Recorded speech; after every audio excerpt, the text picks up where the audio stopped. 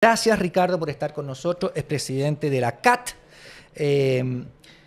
Central Autónoma de Trabajadores. Y queremos abordar contigo, Ricardo, si es que lo tienes a bien, así se lo hace, lo tiene a bien, prácticas antisindicales del Estado de Chile y sus instituciones. Y esto es una cuestión que a mí me importa mucho.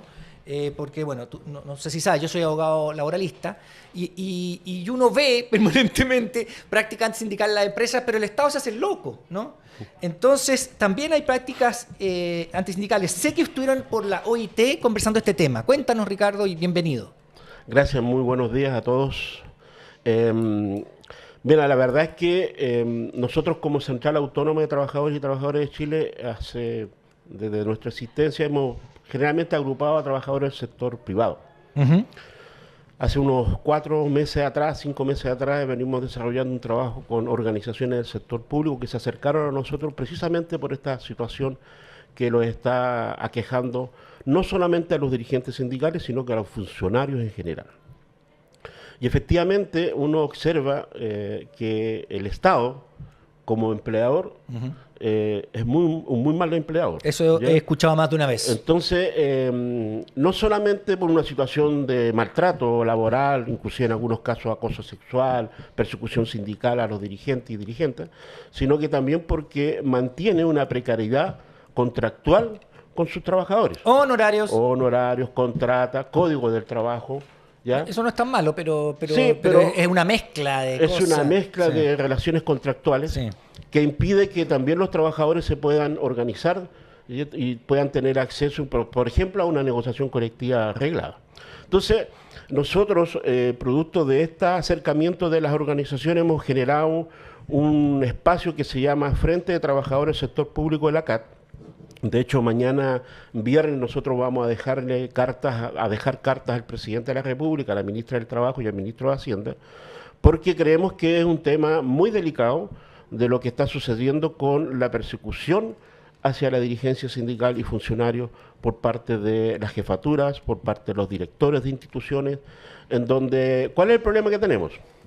Que estos trabajadores son el sándwich, porque ni la Contraloría General de la República emite un pronunciamiento, ¿cierto?, concreto, donde pueda sancionar a la institución, uh-huh, ¿ya? o al quien está haciendo ese maltrato, y por otro lado vamos a la Dirección del Trabajo y nos dicen, no, ustedes no tienen competencia, ellos como Dirección del Trabajo, según ellos, para ver estos temas de prácticas antisindicales.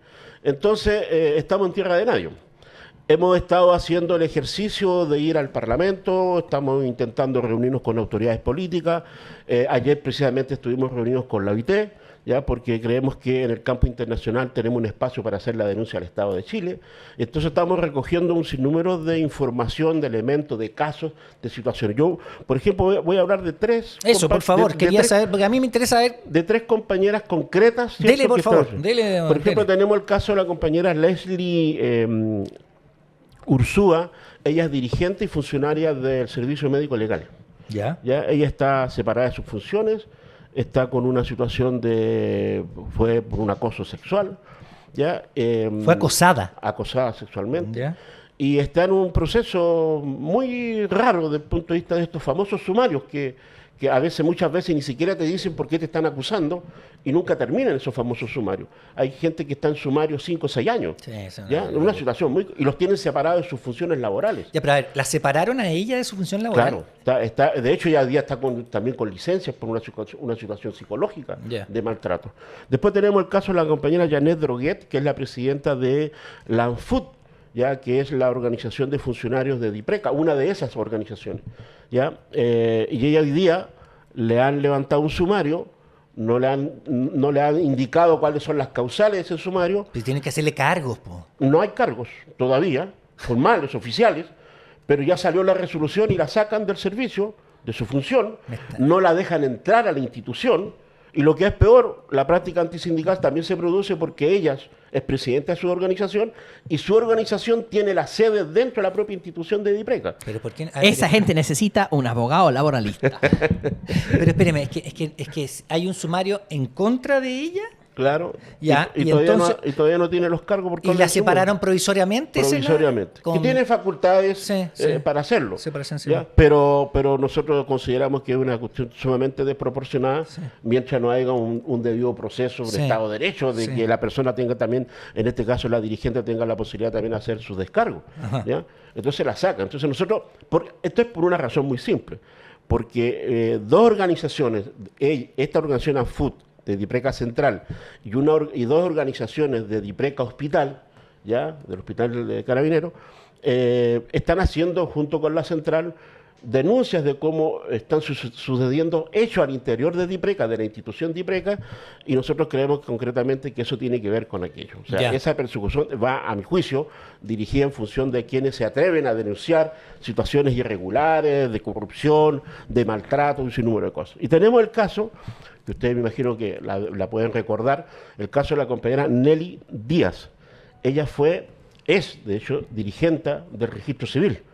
Ya en un tiempo importante atrás hicieron unas manifestaciones importantes los trabajadores del Registro Civil, ella las encabezaba, bueno, y precisamente por aquello fue separada de funciones, ha sido un proceso sumariante, hizo una demanda, una queja a la OIT recomendó al gobierno de Chile, al Estado de Chile, reincorporarla porque estaban violentando sus derechos fundamentales, y estamos hasta el día de hoy que la autoridad política, en este caso entiendo que el Ministerio de Justicia, y el propio Registro Civil no allanan a reincorporarla a sus funciones como corresponde, y en ese contexto todavía no se genera el término de su famoso sumario, ya porque ella pidió que se reabra el sumario para que se haga la investigación, que supuestamente hay una acusación.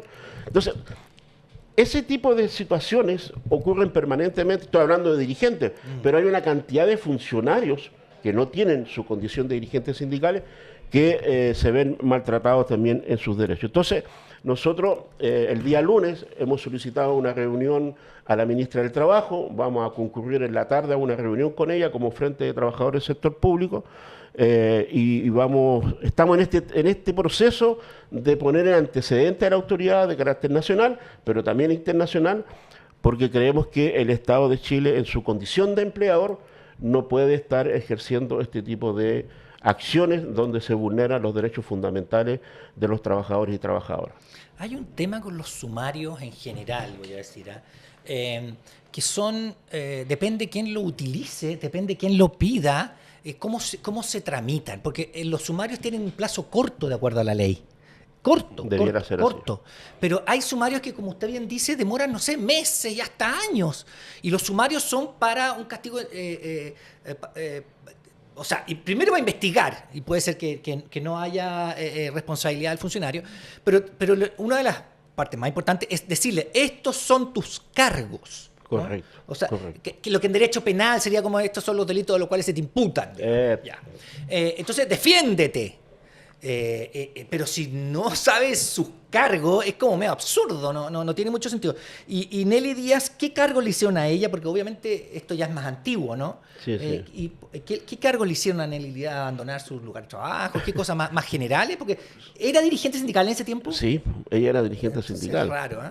O sea, nosotros tenemos claro cuál es la razón. No, sí, persecución política Haberse o haberse persecución- atrevido, ¿cierto?, Sí. a generar las acciones y movilizaciones de los trabajadores. Sí. Lo que sucede ahí es que no se reabre el caso. ¿Ya? Ya No- quiere no- reabrir el caso. Claro, O sea, porque ¿cómo no salió? hay Salió- una sanción definitiva. O sea, este tema de que hay un sumario y te tienen eternamente en un sumario y nadie te dice nada. O sea, Para. Jurídicamente no tiene ni pie ni cabeza lo que me habéis dicho.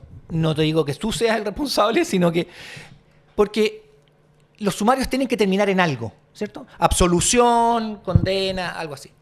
Si tú me dices que está en un status quo de suspendida, pero sin sentencia, no tienes que reabrirlo, tiene que continuar solamente. sí, lo que pasa es que en el caso de la compañera Nelly, lo que está ocurriendo es que como ella se fue a un proceso de una queja, Sí. ya y la OIT recomendó generar un espacio de diálogo entre el Estado y ella y la OIT, y en ese espacio tampoco hay un acuerdo, por parte del Estado tampoco quiere asumir la responsabilidad que tiene que reincorporarla, porque en concreto eso es lo que tiene que hacer. En un trabajador del sector privado lo que sucede es eso, cuando se constata la denuncia, ¿cierto? El empleador en la inspección puede allanar, ¿cierto?, a reintegrarlo, si no tenemos que ir a un tribunal, el tribunal dictamina el reintegro y lo tiene que reintegrar. Y ya, aquí no, pues. Aquí esta cosa se dilata, ¿ya? Y lo lógico es mantener al trabajador o la funcionaria o al dirigente lejos de ese espacio. Y eso genera un problema también de carácter socioemocional, Pero por supuesto. situaciones laborales, familiares, y al final termina destruyendo la organización. Porque ¿qué dicen los trabajadores y los trabajadores? O sea, si esto se lo hacen a un dirigente, ¿qué queda para mí? ¿Ustedes creen que pueden solucionar algo de esto en la reunión que tendrán con la ministra? Nosotros esperamos que de parte de la ministra exista una voluntad política de buscar la solución a este problema. Aquí hoy día hay una ley Carín, aquí hay mujeres dirigentes maltratadas, ¿ya? Y por lo tanto creemos que es importante que la autoridad política responsable de llevar adelante este proceso se ponga en esa condición y pueda efectivamente...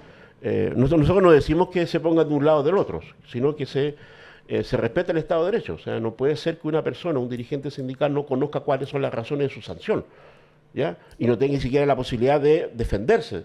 Nosotros no negamos el espacio del sumario, es una institucionalidad que existe, pero tiene que haber mínimos códigos, ¿ya?, y criterios para llevar adelante eso. O sea, uno ve a otros funcionarios y funcionarias que juegan al servicio de la institucionalidad, que juegan al servicio de los directores de turno, ¿ya?, que tienen sumarios y siguen libres,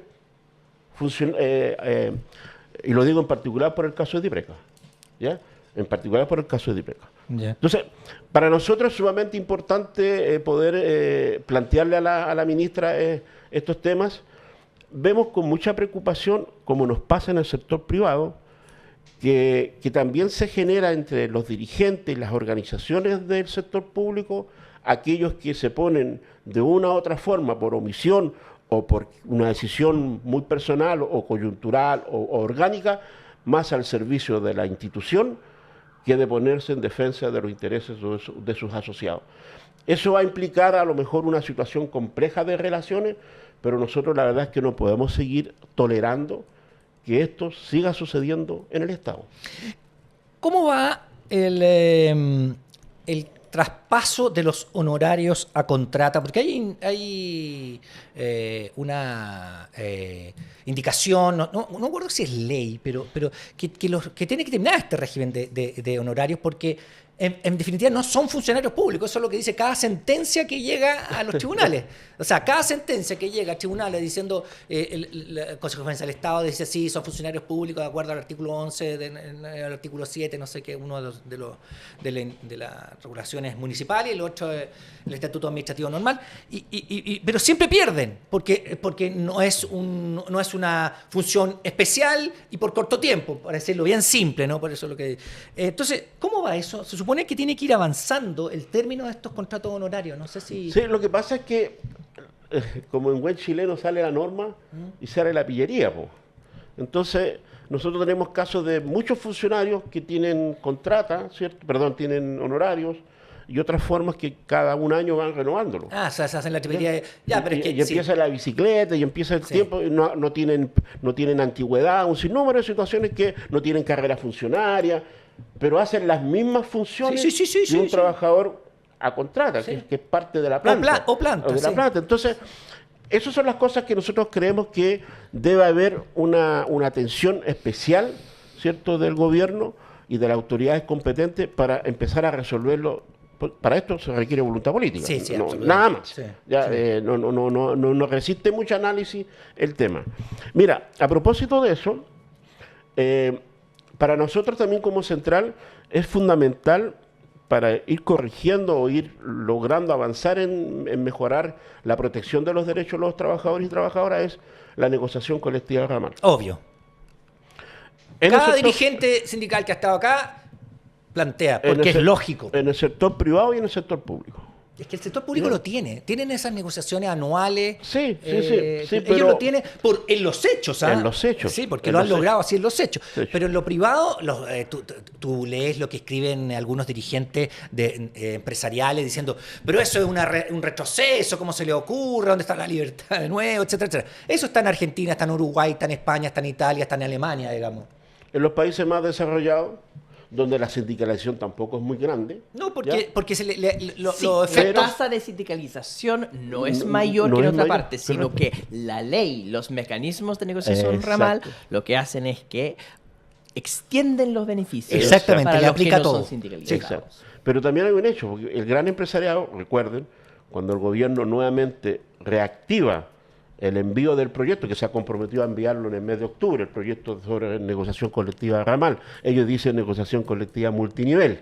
¿Ya? Aquí les cambian los nombres de las cosas. Acuérdense que hoy día nos dicen nosotros los colaboradores, los trabajadores. No, pero eso lo hacen los empleadores, me parece. Yo siempre digo, son trabajadores. Incluso lo he presentado en escritos cuando digo, y no ponga su colaborador, es un trabajador.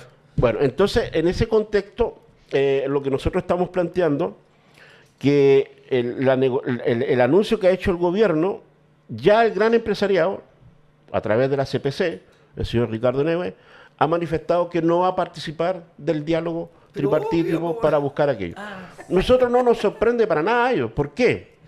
Porque el actual Código del Trabajo, que regula las normas y las relaciones contractuales de los trabajadores con los empleadores, es uno de los pilares que sostiene el modelo económico neoliberal. Por lo tanto, como este modelo para ellos es beneficioso, para la minoría del país, obviamente que no quieren que este código, esta norma laboral de carácter nacional sea modificada. Y nosotros lo que estamos saludando, decimos que un poco tarde lo está enviando el gobierno, ya, pero bueno, se saluda por lo menos la voluntad política de hacerlo, porque además ya cuando el empresariado ha dicho, el gran empresariado ha dicho que no va a participar del diálogo, es porque su representante en el Parlamento, que es la derecha, se va a negar a legislar tal como lo pasó con la reforma tributaria, con la reforma de pensiones. Entonces acá el movimiento sindical y el llamado que hacemos nosotros como central al resto de las centrales sindicales y al movimiento sindical en su conjunto, en que tenemos que ser capaces de unir esfuerzos comunes para poder enfrentar el proceso que va a venir, ¿ya? Porque una cosa es que el gobierno envíe el proyecto y otra cosa es si se ejecuta, si le pone su emergencia o no, y cómo la derecha va a bloquearlo. Miren, nosotros tuvimos una experiencia sumamente interesante el día martes pasado en la OIT. Junto con la OIT convocamos como central a la pequeña y mediana empresa a dialogar sobre este tema. Y nos encontramos con dos elementos que yo quisiera decirlos públicamente. Pero por favor. Y que me desmienta la pequeña y media, por lo menos los representantes que fueron, que nosotros sacamos como conclusión. Uno, primero que ellos no quieren que lo utilice el gran empresariado como una forma de decir, oiga, nosotros no queremos porque las pymes van a morir. Pero legítimo. eso yo lo he escuchado alguna vez, oye, en algunas cosas. Entonces, cada vez que discutimos situaciones como salario mínimo y todo eso, el gran empresariado... No, es que van a morir las pymes. Van a morir las pymes. Y por otro lado, que ellos están abiertos a discutir del tema. No saben mucho del tema, algunos, ya tienen muchas inquietudes, pero ellos dicen, bueno, si arreglamos un poco la situación que afecta, ¿cierto? Y de este proceso, todos los actores vamos a salir beneficiados, ¿cierto? Y va a haber efectivamente mayor producción, va a haber empleabilidad, nosotros vamos a tener mejores condiciones para poder enfrentar un proceso de negociación. Ellos están disponibles a dialogar. Y de hecho, la conclusión y el acuerdo que adoptamos con este grupo de organizaciones de la pequeña y mediana empresa es formar una comisión técnica entre la central y ellos, empezar a buscar si tenemos la posibilidad de confluir en alguna idea gruesa, 2, 3, 4 puntos, que nos permitan efectivamente poder avanzar en esta discusión que se va a generar en este proceso. Y para ello, nosotros creemos que es fundamental que el gobierno y el Estado de Chile dé cumplimiento a la aplicación de los convenios de la OIT. Sí. Mire, Chile, el Estado chileno tiene ratificado, a propósito del tema que estamos hablando, que es la organización sindical, libertad sindical, negociación colectiva, derecho a huelga para los trabajadores del sector público-privado, Chile tiene ratificado y aprobado en el Parlamento el convenio 87, 98, 135, 151. Usted que es abogado, lo que sale publicado en un diario oficial como Ley de la República, Es ley de la República. debiera aplicarse, ¿cierto? Sí. Bueno, nos tienen 25 años secuestrada esta reforma laboral a nosotros. Todos los gobiernos, desde el señor Frey, ahí fue cuando fueron aprobados, en el 2000, fueron aprobados en el Parlamento chileno, fueron publicados en el Diario Oficial, y ningún gobierno de ahí para adelante ha tenido la voluntad política de aplicar. Nosotros decimos que es el secuestro mayor que le han hecho a los trabajadores de sus derechos, porque debiera aplicarse. La norma indica, el Código Civil indica, ¿cierto?, que aquella norma puede ser derogada tácitamente, o en este caso el Código del Trabajo debe ser modificado en función de los convenios internacionales, que además hoy día son ley de la República. Entonces, ¿cuál es la contradicción que vemos de todos los gobiernos, incluido este? Es que no tienen ninguna dificultad en aprobar tratados de libre comercio y aplicarlos y hacerlos funcionar, y ponen toda la institucional del Estado para eso, pero cuando esos tratados obviamente no benefician, como ellos dicen, al país, sino que benefician a algunos empresarios, algunos sectores empresariales, y por otro lado, cuando se trata de los derechos de los trabajadores y trabajadoras, la cosa no funciona igual. Entonces nosotros decimos, aquí hay un Estado de Derecho, ¿cierto?, que no está siendo respetado. Entonces uno se puede hacer la pregunta legítima. Si no nos respetan los derechos, no se asume un Estado de Derecho, ¿por qué los trabajadores estamos obligados a respetar ese Estado de Derecho? Buena pregunta. ¿Por qué estamos obligados, pues? Y eso, cuando yo digo esto, no lo estoy diciendo como una situación de prepotencia, lo estoy diciendo de que hay derechos y derechos para algunos. Habemos personas de primera y segunda categoría. Ah, pero usted no gana 17 palos. Qué buena. Oiga, qué cosa más terrible, ¿verdad? Sí. ¿Verdad? La verdad es que uno esperaría de la clase política actitudes más humildes. Esa señora, a mi juicio, esa señora, sea ella o quien sea, a este juicio ya debería renunciar a su candidatura, alcaldesa. O sea, es impresentable. Sí, impresentable. La verdad que es impresentable esta forma. Qué inocente, don Ricardo Casana. Sí. A veces hay que pecar de inocente. Sí. Pero mire, yo quisiera terminar con un tema a propósito del sector público. Hemos planteado el tema de la persecución, ¿cierto? El acoso laboral, el acoso sexual en los sectores del trabajador del sector público. Hemos planteado la negociación colectiva, y hay un elemento, porque tú lo mencionaste cuando yo toqué el tema de la negociación colectiva. Todos los años hay una mesa de reajuste del sector público. Sí. Este grupo de organizaciones que nos agrupamos en este Frente de Trabajadores del Sector Público de la CAT, mañana vamos a ir a dejar una carta al presidente y a los ministros de Trabajo, ministra de Trabajo y ministro de Hacienda, en donde nos estamos presentando y le estamos manifestando ser parte de la discusión, ¿cierto?, en esa mesa o en otra. O sea, ustedes están en la NEF. Perdón. Esos grupos que están. La gran mayoría de esas organizaciones no están en la NEF y no están en la CUT. ¿Ya? La CUT no, porque ustedes son unos... No, porque nosotros tampoco le estamos diciendo a la gente, estoy hablando de este Frente de Trabajo del Sector Público, oiga, usted tiene que estar afiliado a la CAP para ser parte de este espacio. Eso es bueno saberlo. Nosotros le estamos diciendo, mire, reclamemos todo el espacio, porque el gobierno ha anunciado, el presidente lo ha dicho muchas veces, inclusive en su campaña, que este iba a ser un gobierno inclusivo, que iba a dar participación. Entonces nosotros decimos que el sector público hoy día, nos guste o no, una realidad, está atomizado, está dividido por cada ministerio, por cada estamento público, existen 2, 3 organizaciones de trabajadores. Sí, señor. Por lo tanto, hoy día, esa mesa, que en su momento jugó un rol muy importante, esa mesa que tiene la CUT, ya no representa a todos los trabajadores del sector público. Entonces le estamos diciendo, oiga, mire, aquí habemos un número importante de organizaciones que queremos participar de la discusión en el reajuste del sector público. Y además queremos participar en la modernización del Estado y cómo esa modernización también se refleja en mejores condiciones de trabajo y mejores salarios para los trabajadores del sector público, porque en definitiva son la cara visible del Estado y son los que le prestan la atención, buena o mala, según cómo la califique, ¿cierto?, nuestro pueblo. La gente el usuario, como le dicen ellos. Sí, ellos dicen usuario, otros dicen cliente. ¿Se acuerda que uno inventó la clientelidad? Nosotros seguimos diciendo nuestro pueblo. Sí. Muchas gracias, don Ricardo Maldonado, presidente de la CAT, Central Autónoma de Trabajadores, por haber estado acá en La Voz de los que Sobran en este día miércoles. Y bueno, nos veremos más adelante también, pues. Muchas gracias. Un gran abrazo. Uno de los grandes temas de nuestra democracia ha sido la ausencia de pluralismo y de diversidad en los medios de comunicación. Cuando uno ve muchos medios y periodistas, oiga, que agachan la cabeza, es penoso. Ustedes tienen una audiencia que no es la audiencia tradicional, que yo siento que necesita saber el Chile que tenemos. Que exista medios, espacios como La Voz de los que Sobran. No de los que sobran, la voz de los que dicen la verdad y que luchan por la justicia. No solo es importante, sino efectivamente contribuye a fortalecer nuestra democracia. Y sigan siendo los periodistas que son valientes, corajudos, Gracias. no teniéndole miedo a enfrentarse a los poderosos. Aporta y hazte parte de la comunidad con este link que está en la descripción.